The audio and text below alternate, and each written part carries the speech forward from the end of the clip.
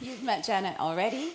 She's now going to speak more about advanced care planning, and I'll leave it to you to describe what it is you're going to speak about. Okay, thank you. Thank you. Thank you. I wasn't sure how many people might come to this because I understand there's politicians talking downstairs.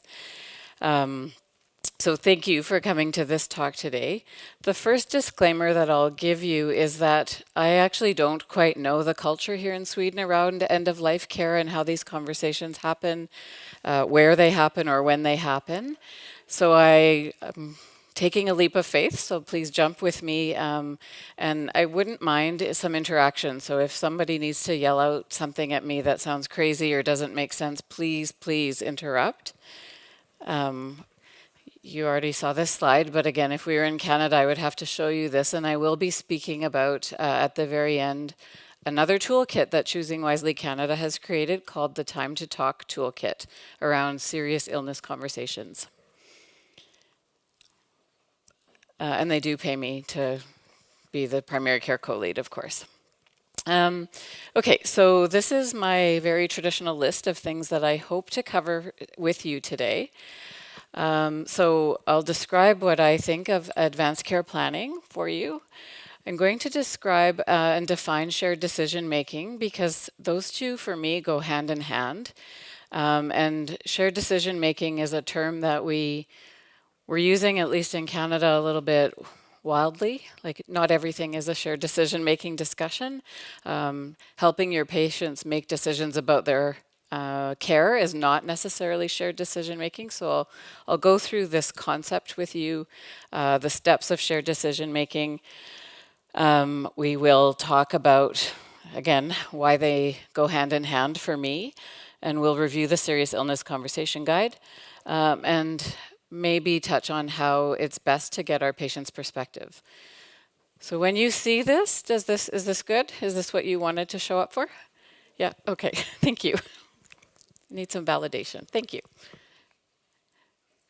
Okay, this is easy, right? So advanced care planning, we think of it as this pyramid, and it is different depending on a person's stage of life, their comorbidities, their context, and those sorts of things. But at the very bottom of the pyramid, think about your healthy adult patients.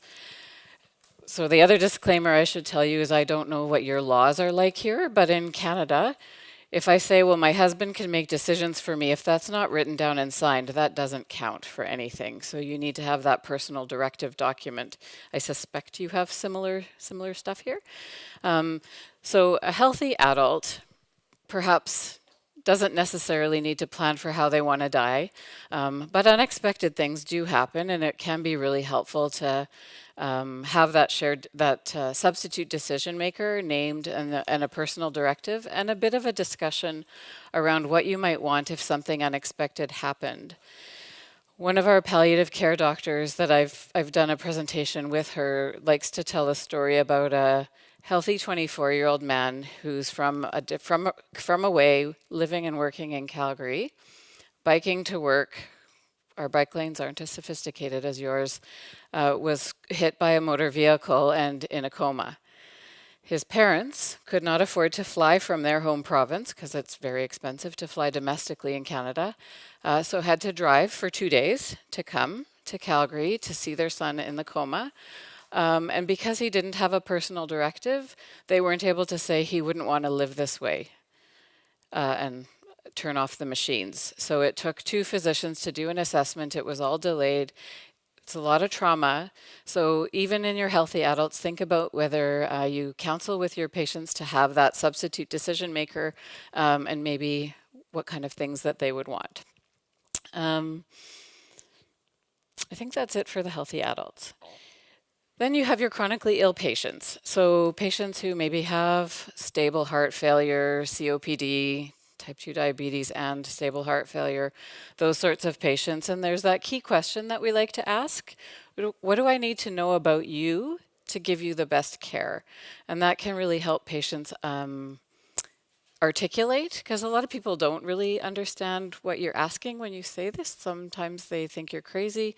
A lot of people really appreciate having these questions asked and think, no one's ever asked me that. And so it can be really powerful in the relationship building with your patients as well. And more importantly, does the person who's going to make decisions for you, if you can't speak for yourself, know what you want? And then at the top of the pyramid is sort of that serious illness conversation around you are likely going to die from whatever condition you have. We might not know exactly when, but what's important to you now around the health care that you get at that time. Questions? Okay, we're done objective 1. That's kind of advanced care planning and the steps that I would use. And I'm going to shift now and define for you shared decision making, the way I see it in this context. So actually how Elwin sees it and published, an approach where clinicians and patients share the best available evidence when faced with the task of making a decision, and patients are supported to consider options to achieve informed preferences. The key for me is there has to be evidence, like medical evidence, to support a decision, and sometimes it's evidence to do something, and sometimes it's the evidence is unclear, so we could do this, or we could do nothing and wait and see. And there's harms and benefits to both of those options. When Dr. Kidd was talking yesterday about Hippocrates and, just support your patient while you sit there and do nothing, that comment, we used to have a course in Canada called Don't Just Stand There, Don't Just Do Something, Stand There, to sort of promote just a little bit of watchful waiting is okay, especially in family medicine. So it kind of made me giggle. That course is now called Practicing Wisely, so we don't call it that anymore. This is what shared decision making is not. So it's not about convincing your patients they should do something. It's not about presenting all the information and saying you decide. It's up to you. It's really a conversation and a supported conversation. And the reason I like giving this presentation, because I am an expert in nothing. I'm like facilitating, helping you have these conversations with your patients. There are 3 steps if you need steps and checklists. The first one is that you want to introduce that there is a need for a decision. I'm not sure if the slides will be shared, but I'm happy for the conference organizers to share all of my slides, just so that you know. So you introduce the need for the decision, and we're going to walk through these steps in a little bit more detail. You describe the benefits and the harms of the 2 options you're talking about, and that could be with or without decision aids. Do you have decision aids created for you here? Okay, I have an example of one, so it's good. And step 3 is you help the patient make sense of the information and incorporate their preferences and values. Okay, so identifying the need for a decision. Again, I mentioned this already, but there has to be 2 valid options for there to be a decision, both with potential harms and benefits. And the optimal decision is going to be different for you and me. So that's why this is called shared decision making. Describing harms and benefits is not something Canadian trained family doctors are very good at. Maybe you are in your 5-year residency. But there's harms and benefits of an intervention that might even be as simple as highlighting some radiation exposure from imaging that you might order. And there's harms and benefits of not doing something if those were the 2 decisions you were struggling with. And again, I bring up decision aids here. So it's really important here to understand your patient's health literacy or numeracy literacy. And by that I mean, I could say this reduces your risk of something happening by 80%. And that sounds really, really good. But if the baseline risk is really, really low, 80% of really, really low is really, really low, really, really low. So you really need to use language that makes sense to the patient. And usually we know that patients respond best to absolute numbers. The risk of this is 1 in 10, and the risk of that is 1 in 20, something like that. So it can be hard for patients to understand statistical concepts it is hard for me to understand statistical concepts. So that's something that I'm working on, but also something that's really important in describing these harms and benefits. We all come to work with our own biases. I actually like to give this talk because despite what I thought my dad had, a really, really clear end-of-life care plan, it's not the care he got. So I'm quite passionate about talking about this. But so we all come with our biases, and I could say to you, you don't want a mammogram, do you? And you might say, oh no, I don't want a mammogram. Or I could say, oh, you're 50, you're gonna go for a mammogram, right? And you're going to say, oh, of course I'm going to go because the doctor thinks I should go for a mammogram. So you really want to be aware of how you frame the conversation and what biases you might bring. I don't think biases are bad. You just have to be aware of them and how they influence how you talk with your patients. I think that's it for that one. Next step, help the patients make sense of the information that you're presenting, and you do that by exploring their experiences, their values, and their preferences. And that's easy, really easy to say. Well, you don't go to the patient and say, well, what values do you have? Because they don't know how to answer that. But we have the toolkit that's going to help with this. First, to define them. Well, how do you get to this? Well, you ask. You ask if it's okay if you explore this a bit further. The preferences are their inclination towards or away from something. So some of my patients with a lot of health anxiety, if I offer them any test, they'll say, yes, I want to know everything I can, even though they may understand the harms and benefits and the anxiety that will never go away with a false positive. And other of my patients are like, I'm fine. I don't need that. And I say, go forth, stay away from doctors, and that's how you stay healthy. The values are underlying feelings, morals, ethics that help determine the preferences, and some of that is cultural. Some of that might be faith-based or religion, and some of it are just what's important to you.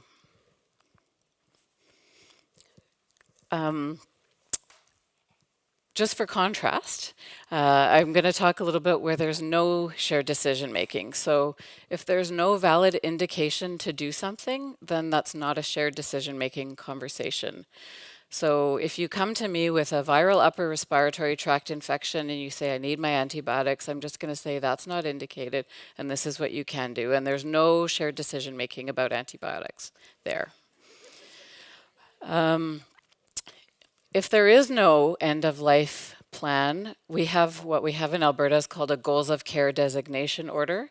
So if you don't come into the hospital with that on your chest, and there's an urgency to act, then that's also not shared decision making. If someone comes in acute coronary syndrome, you give them their aspirin and start the drips and do what emergency doctors do. And where there's only one therapeutic option, then again, that's not shared decision making. So if you come in with a fractured leg, we don't say, well, do you want a cast or do you just want to walk on your broken leg? The best treatment is to have the cast and you get the cast on and on you go. Where you can't collaborate with the patient, there's also no shared decision making. If there is a substitute decision maker, you could collaborate with them, but that's usually not the case. And the three instances would be if the patient has cognitive impairment or dementia,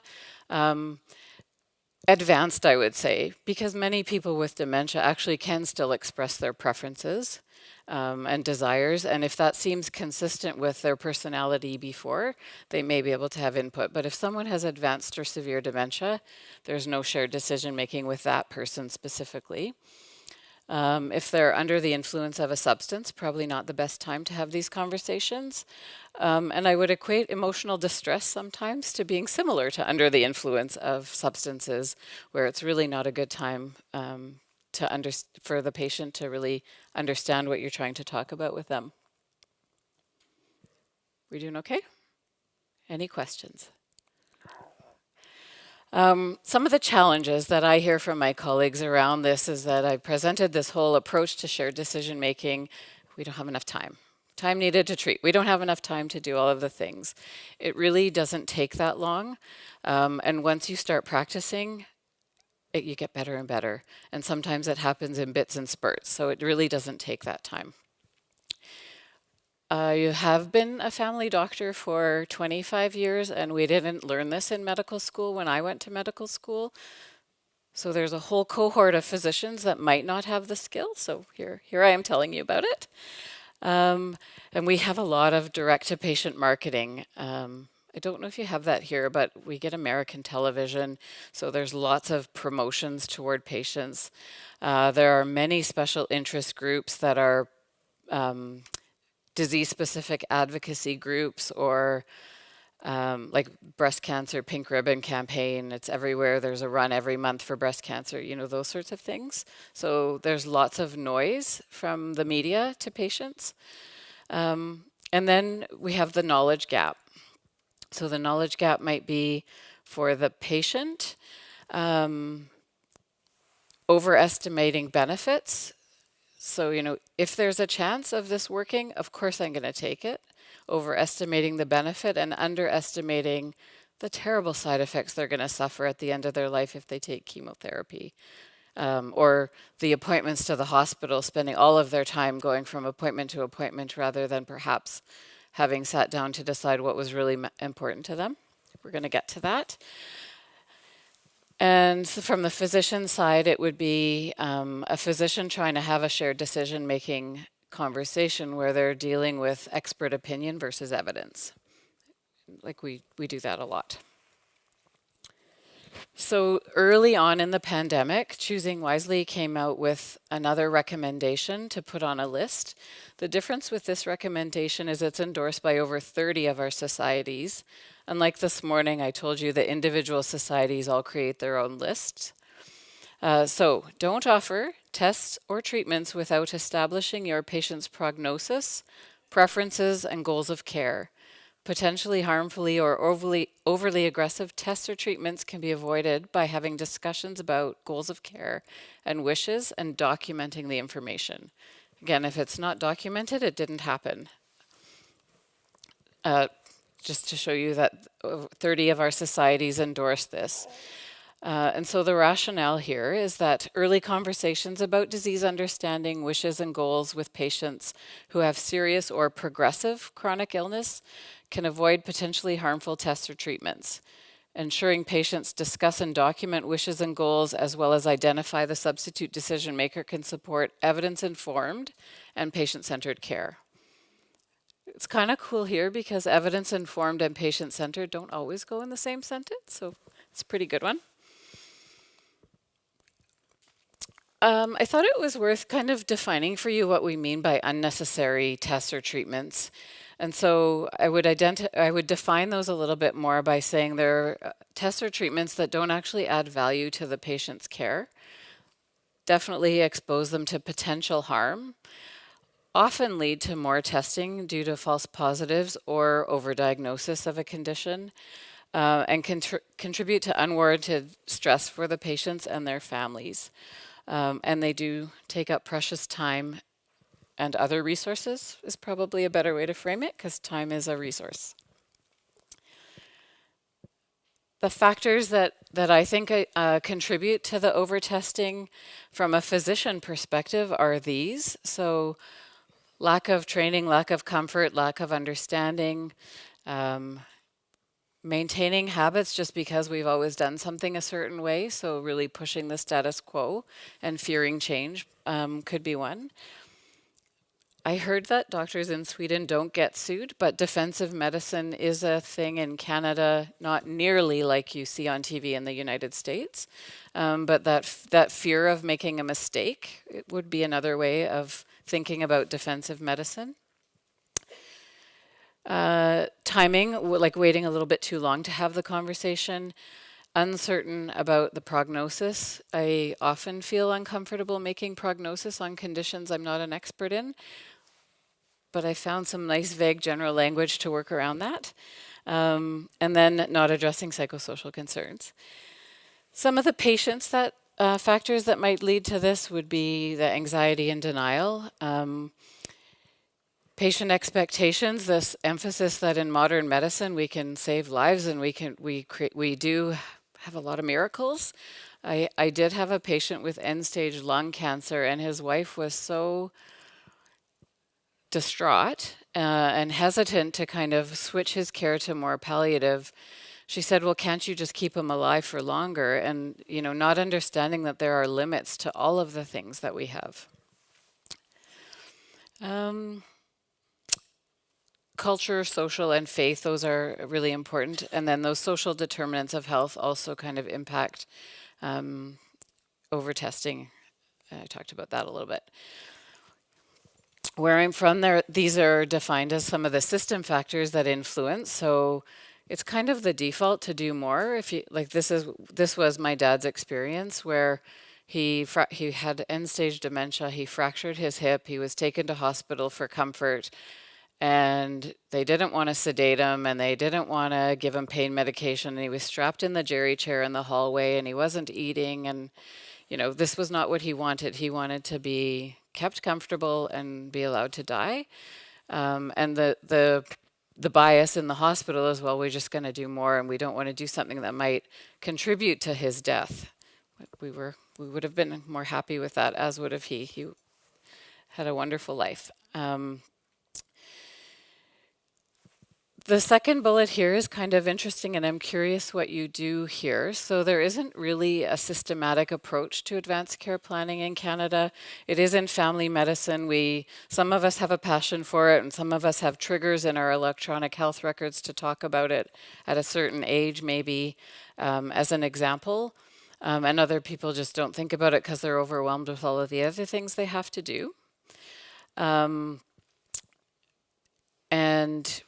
Oh, I had one more thing I wanted to say there. It'll come back to me. Sometimes it happens in the hospital. That's what I was going to say. So if it looks like someone requires admission, often while they're lying in the bed in emergency, someone will come over and say, well, do you want CPR? And, you know, do that do not resuscitate kind of conversation. Literally in the emerge where you can't concentrate, there's noise everywhere, you don't have your loved one by you, and you don't feel very well. So these are the conversations that I might suggest happen better when we're at our best, not at our worst. And we have payment systems, at least in Canada, that reward more. So the more you do, the more money you make. I'm getting to a decision aid now. Am I okay for time? Yeah. So what do patients think about CPR? People survive CPR all the time on TV. Of course, we know people don't survive CPR that often in reality. So this was a California study that did show more than 50% of people thought that CPR had a success rate of over 75%. Does anybody know the success rates? 2%? 3%? Pretty close. I have some numbers that we'll talk about. It's not very high, and if you're younger than me and a bit healthier than me and you have CPR, it might be a little bit higher. But if you have diabetes and heart failure, it's not going to be very high. Anyway, oh yeah, and so 90% of people in this study actually wanted CPR because they thought it would save their life. So in reality, an in-hospital cardiac arrest, and this is a study from 2019, JAMA, showed a survival rate of that population of 20% would survive to discharge. And in my decision aid, I'll talk a little bit about like your quality of life that you survive to, which isn't probably what you hope. And an out-of-hospital non-trauma cardiac arrest, the survival rate was 9.3% of patients survived to discharge.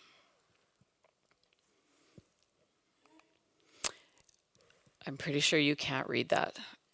So I'm very sorry. This is available on the internet, advancedcareplanning.ca, and this is a decision aid.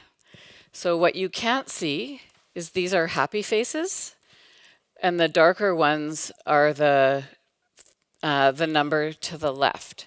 So I'll just go through what it says. So in the top, is there a pointer on this? I don't want to hit buttons. At the very top it says, in the overall population, 82 out of 100 people will die with CPR, 18 will survive and leave the hospital. And so it's a print out, or you can bring it up on your computer screen to show patients the survival rates to help them make a decision of whether they would want CPR in their advanced care plan. And people with serious illnesses is the next box down. So heart or kidney failure, 90 out of 100 will die, 10 will survive CPR. Next box down, people who have critical illness and are in an intensive care unit, 98 people out of 100 will die and only 2 will survive. And overall, in people over 75, 15 out of 100 will survive. And then down here, what it says, what is the chance of survivors going home from hospital? So about 1/4 go home independently, 1/4 go home but require help, and 1/2 will need to live in an institution. And most people at their end of life planning don't want to end their life in an institution. Chances of the chance that survivors will have thinking or communication difficulties, so not have their brain function the way they want, 1/2 will have problems like memory loss, problems with attention, and problems getting things done. advancedcareplanning.ca. You can download it and read it. I'm sorry that it's so small. This was just a nice not a nice headline, but a headline that I thought was really relevant that was published during the COVID pandemic. Our experience in the COVID pandemic in Canada was, oh my goodness, we're going to hold our hands while many, many patients die, because we were hearing about what was happening in Italy, where ventilators were being, there were not enough ventilators for people that needed them. And thankfully it didn't quite go that way, but it was pretty bad.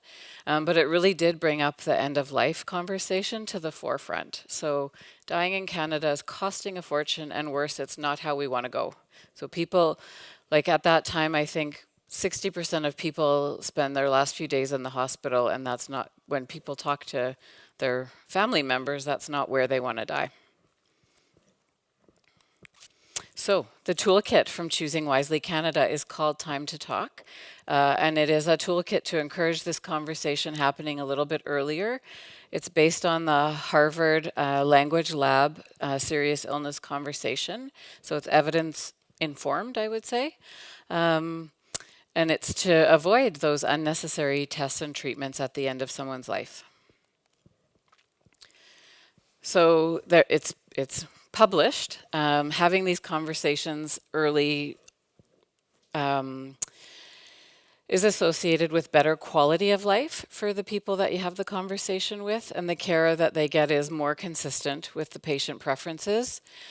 It's associated, importantly, with better bereavement for the family members, and avoiding, and kind of obvious, but associated with avoiding potentially harmful care at the end of life, such as feeding tubes and non-beneficial medications.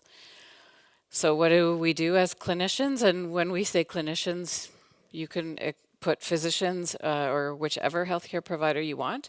Have the conversation earlier, before a crisis. Educate patients and their families, and use a checklist.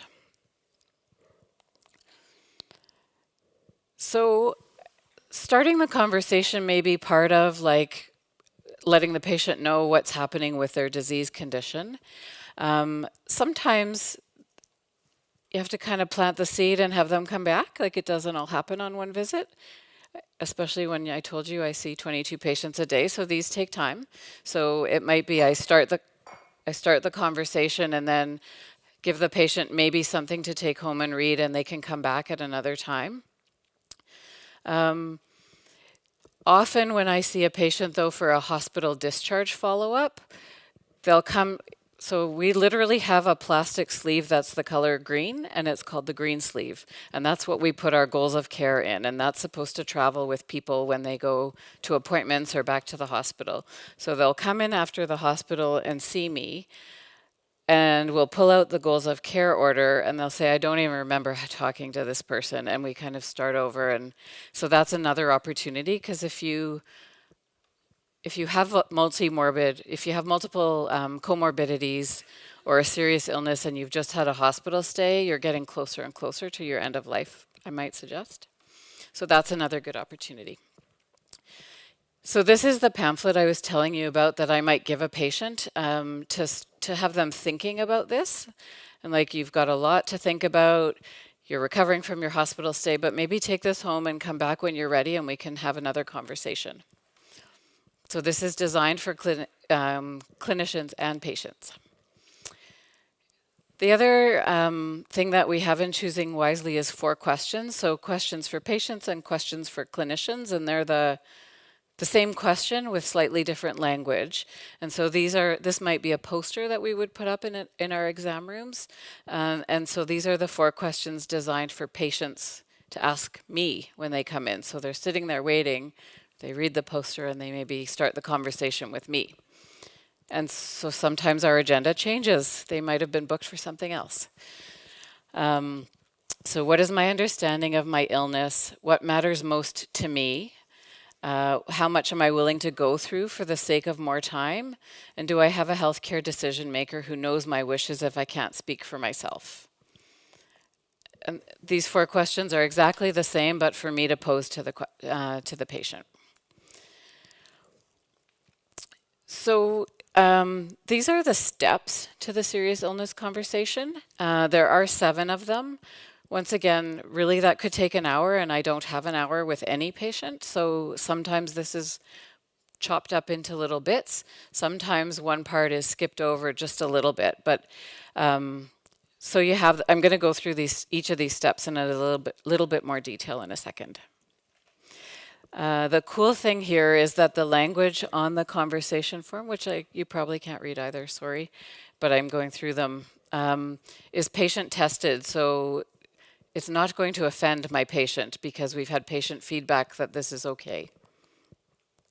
And this is like the agenda. And when I first got this guide, I love a good agenda. So I print this off and I go in and I say, this is such an important conversation. I'm just going to follow this guide with you. And the patient knows that I'm taking it very seriously. And in time, again, with practice, things get better and better. So the first step is to set up the conversation, and that we do that with these 4 bullets. But the punchline is at the bottom. I'd like to talk to you about what is ahead with your illness and do some thinking in advance about what is important to you so that I can make sure we provide you with the care you want and avoid treatments that might cause more harm than good. Is that okay? I kind of alluded to this a little bit earlier. It's around understanding patients, assess and understanding the patient preferences. So there's a few statements here in quotation. So it's asking, what is your understanding of where you're at with your illness? And sometimes it's bang on and sometimes it's not bang on. But that's a real opportunity to clarify with the patient what you think they have in store for them with their health. And so then it's the kind of, how much information about what's likely to happen would you like from me? So some people don't want to know. They just want to live in a bubble and carry on. And that's okay if that's their choice. Here's my prognosis slide that I struggle with. So there's a few tools that can help. It's kind of a wish, worry, or hope, worry statement. You want to allow for silence, and you want to really explore any emotion that comes out. And you can start this by saying, I'd like to share with you what I think might happen with your illness. So you frame it in the uncertainty because we don't have a crystal ball. So I would say something like, it can be difficult to predict what will happen. I hope you will live well, but I'm worried that you could get sick quickly, and I think it's important to prepare for that possibility. I'm so curious to know what you think of this. Like the clinical consult guy, expert, the other rock star, he's here. Around time. So people want to know, how long do I have? That's very common. So I wish we weren't in this situation. I'm worried that your time could be as short as, and you would never say 2 weeks. You would say weeks to months or days to weeks. or months to a year. You know, it sounds like you're not being specific enough, but it's totally honest, right? Because we don't have a crystal ball. And then the prognosis around function, I hope that this is not the case, but I'm worried that this may be as strong as you will feel and things will likely get more difficult. And some people, so again, in Canada, end-stage heart failure, we're very, very bad at telling people what that might look like and feel like when they die. We're very, very bad at that. We're a bit better at other end-stage cancers, as an example, but we don't prepare our patients very well at all. Key topics, explore them. Goals, fears, and worries. So exploring what brings people strength, what helps you through tough times. The critical abilities, what abilities are so critical to your life that you can't imagine living without them. I don't use these exact words anymore, they're kind of Janet words now, but many patients will say, well, my brain. I want to be able to have meaningful conversations with the people that are around me. The how much are you willing to go through for the sake of more time is really, really a fun question. Fun is not the right word. Informative question. It's a rich question. You get so much good information about your patients when you ask that question. And the trade-offs. So some people will have I just really want to see my granddaughter walk down the aisle, or you know, some sort of timed event. And you can then say, okay, but that's next year, and I really don't think that that's going to happen. I can't say for sure, you know, what else can we talk about related to that? And then drawing on the patient's support network or system would be around ensuring that their family members are with them for this. What do they know about your priorities? And then location of care is really critical. Where do people die here in Sweden?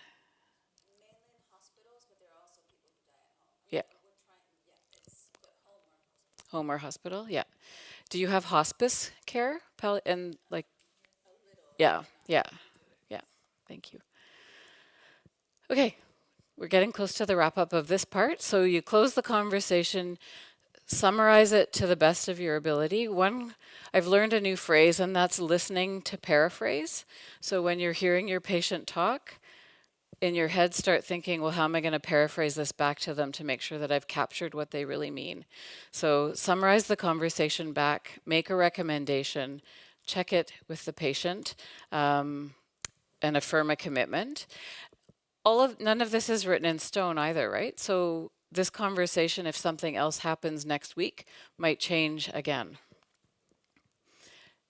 Write it down somewhere in your chart. I understand your notes get uplifted to some magical national database, which is very cool, so other people could then see that you've had the conversation.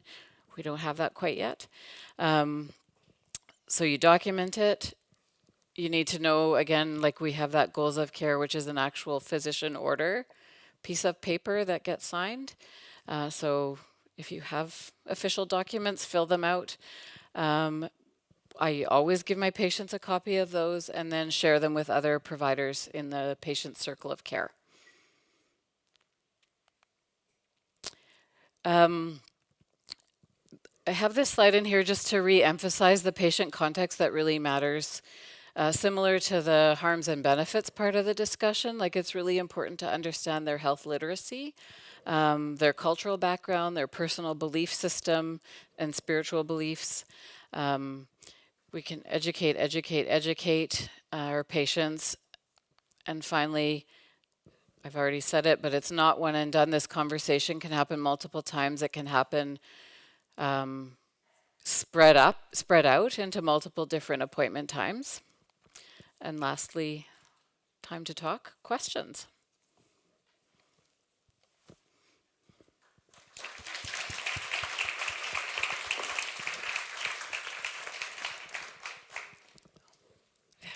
Hello, Domenico Lacorte. So I have this cases where the patient wants one thing and the children and other relatives, they want other things. Yeah, I have that too. Yes. So how do you proceed from that? Because Yeah. also the patient normally doesn't want to go against their relatives openly, at least. Yeah.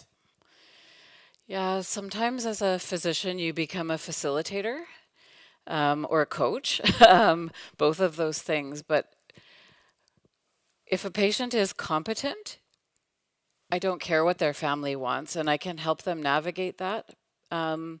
Maybe walk them through some strategies, offer to have the family come in with them. But it's what you want as my patient that matters most, not what my kids want for me. And so I might suggest that if we started having some of these conversations a little bit earlier, then the kids wouldn't be going in a different direction than the patients. If the kids are going to benefit from inheriting, the bank account, I really, that's a conflict of interest right there. So I don't think it's kind of easy because that's very black and white. It's about what the patient wants. Does that make sense? Yeah. And I'll support the patient. Like, I don't want them to have strife in their family. I'll offer to talk to their family members because, that's important. But yeah.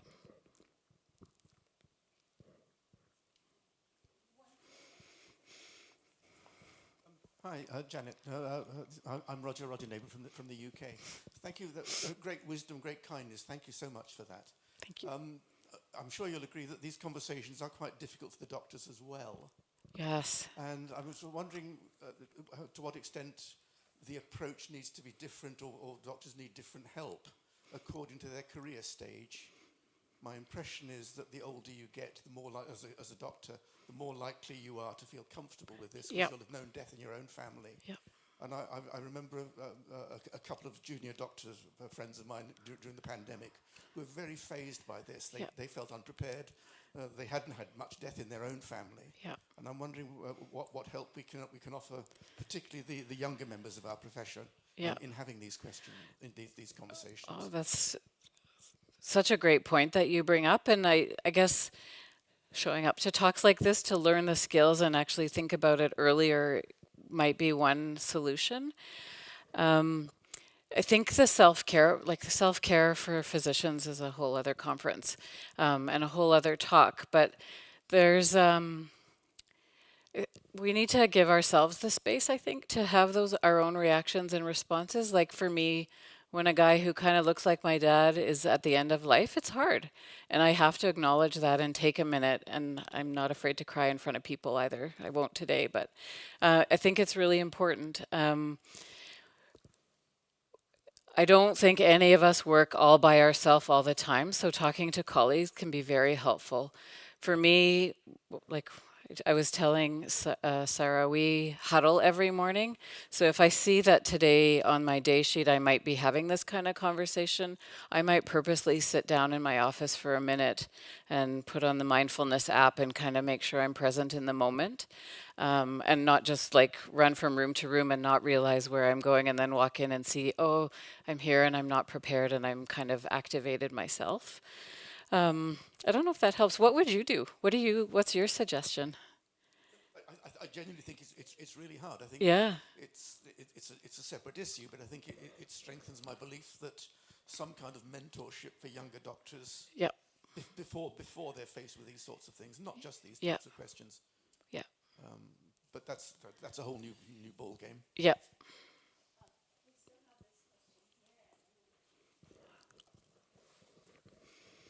I find I'll get to your question in a second. These are very satisfying because this is where I know I'm making a big difference in someone's life. When I just fill out a prescription for 10 medications that make them sick to their stomach, that doesn't feel very satisfying. So that gives me great comfort, and I try to reframe it to that perspective as well. But I love your comment about mentoring. Yeah. So I'm ready for you now. Thanks for a great talk. Thank you. I often find myself in situations where me and my patients, we agree what we want to do in a palliative situation, but we need input from other caretakers, an oncologist or a surgeon or whatever, and they are not on board, so to speak, in what we want to plan, a palliative proper palliative situation. But they are avoiding the subject. They want to keep treating their way. Is this your experience, and how do you tackle that situation? Yeah, I would say that would be my experience sometimes as well. And cancer care it's a really good example actually, because in our health system, my patient kind of disappears into the cancer care and they don't necessarily come in. When I have patients with other conditions, they may see a cardiologist, but I see them kind of for most of the regular follow-up. Yeah, that discipline has to deal with their own cultural issues, I suppose, their own culture and medicine. And if the patient is in front of me and I feel like they're getting mixed messages, I might coach them on the questions that they could ask at the next visit. I'll often print out, I have a favorite decision aid reference. It's the Ottawa Hospital, and they have it's like a 2-page workbook for patients, 2 pages. And at the top, you would articulate the question you're trying to problem solve, and then it prompts you with certain questions about what matters to you. And I'd say, well, let's do this together, and you can take this to the oncologist. And it does kind of force their hand to actually admit that, just because they have this new chemotherapy treatment, it doesn't mean everyone should take it, as an example. The culture in medicine where I work is that I can pick up the phone and also have a conversation because maybe there's something I'm missing. Maybe the oncologist didn't actually say that to the patient, it's just what they heard. So I could pick up the phone and try to have a bit of a navigating conversation with the oncologist as well. Patients come back sometimes and they say, oh, well, you told me this. And I said, I would never say that. So I know it happens, right? So that's how I would approach it. I hope that answers your question and gives you some tips. There's a question at the back, Sarah. Yes, but there were a few other questions. Oh, was there? Oh.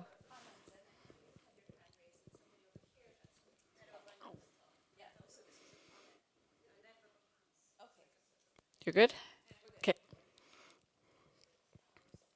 It was actually also a comment to what you were talking about, Yeah. if that's all right. Yeah. Because I'm fairly new. I have 1 year I'm at my 5th year, and it's also how we talk about the mentoring you talked about. I think that's a super important question because that's how you become more confident in using yourself. Yeah. And it doesn't matter how much death you've had around you. It's also because you project how you feel to the patient. And if you want them to feel safe and that you're there for them no matter what's going to happen, if it's weeks or a year, that they know that. Yeah. And I feel like that's the key thing, to have your mentor where you work support you. You can speak before, if you know you're going to have one, or plan for it, like to be prepared. And it was just a comment. I think for me, it's been a big key factor. Thank you. That's great. I love comments. I think it's...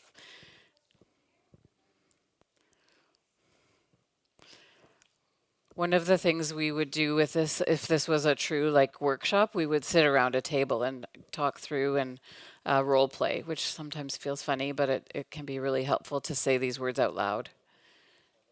Hi. Hi. Thank you for a nice presentation. It's very important to address these things.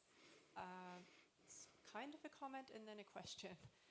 Just 2 weeks ago, I mentor 4 junior doctors, and just 2 weeks ago I had them along for a home visit as one of these talks, and I felt that it has given them a lot of help being with me when I had one of these conversations. So if there's any way possible, any possibilities, I recommend co-booking with your mentor these conversations once or twice, so you get to see how valuable they are. The patients really appreciate it. They usually think, oh, the doctor is giving me a death sentence, but this is actually a lease to life, to be able to live your life to the fullest the last time you have left. And it's a wonderful gift we can give our patients, seeing them in that context. And conveying that to our junior doctors actually gives us the tools to handle it ourselves as well. Yeah. So I recommend co-booking or being with your mentor, and also having your mentor sit in on your first advanced care talks, so you feel safe, and just knowing the goal. My 2 junior doctors just told me yesterday that our patient we spoke to a couple of weeks ago died yesterday, and they helped each other through talking, and they really got through it very, very well, thanks to how we framed the conversation. But they were very worried before we went there. Yeah. Thank you. Is this presentation online so we can download the pictures and the different pages that you've shown us, the tools? The SFAM can do whatever they want with it. They can, I think We they haven't haven't decided exactly how we're going to have all of these presentations, but we're going to see what we can do, and we'll let you know later.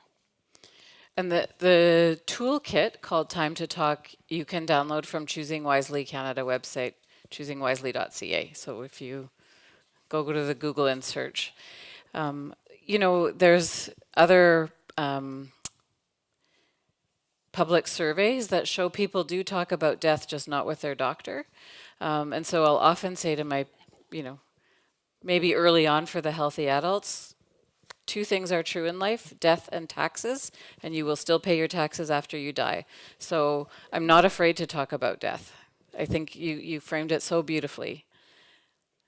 It actually is a more lease on life to live or die how you want, rather than suffer, potentially. Are there any more questions? We have around 2-3 minutes left.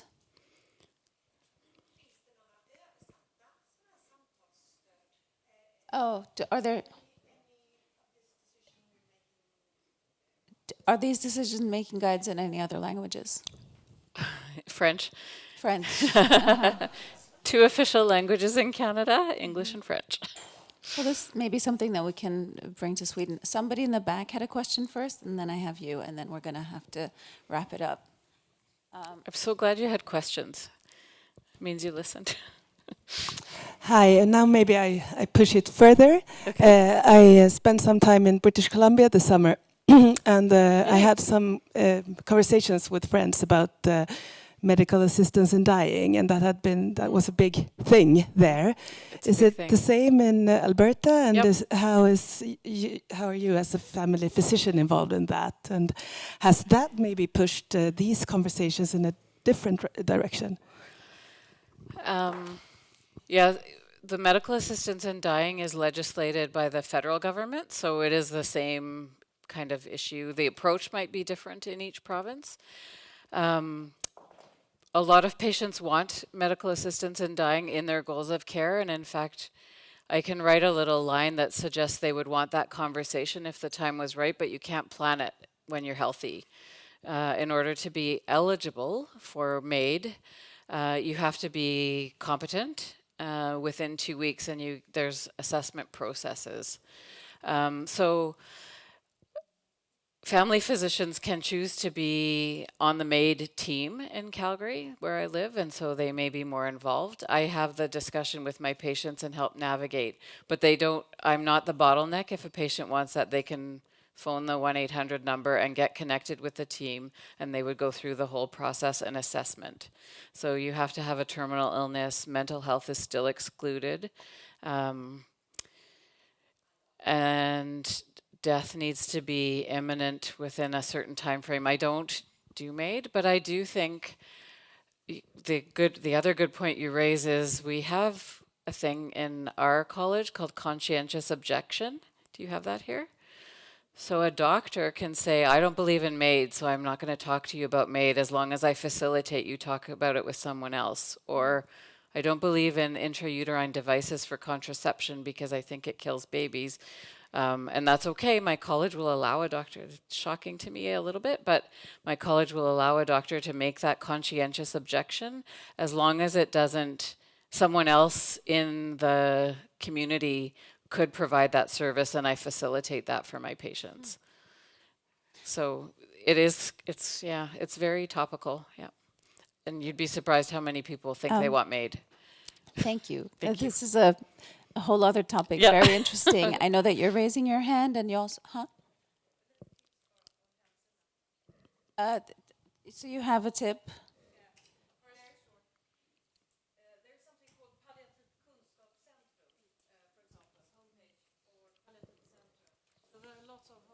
Where you can find, jag vet inte om alla hörde, palliativt kunskapscentrum eller palliativtcentrum.se där man kan hitta tips på svåra samtal och hur man kan formulera sig. Så det finns ganska mycket sånt. Good. You okay? So that was a tip about palliative care in Sweden, but you had a question.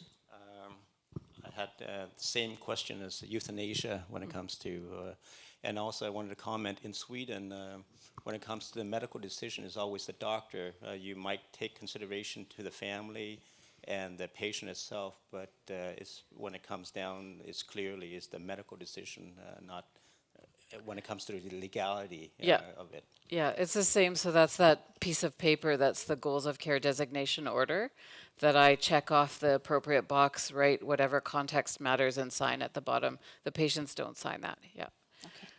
Thank you. I noticed that everybody is really interested in this topic, and we could continue talking all day, All day. but we need to finish. So thank you so much, Janet. Thank you.